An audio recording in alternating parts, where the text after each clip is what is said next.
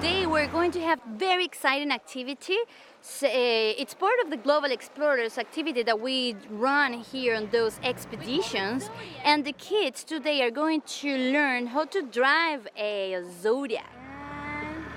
Look, he's pulling it that way, and the Zodiac is turning to the other.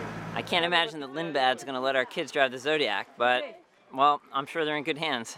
We're driving Zodiacs, us kids! Are you excited? Yes! To the island!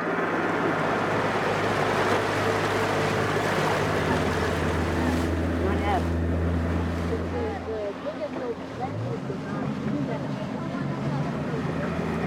Seals? Yeah. You see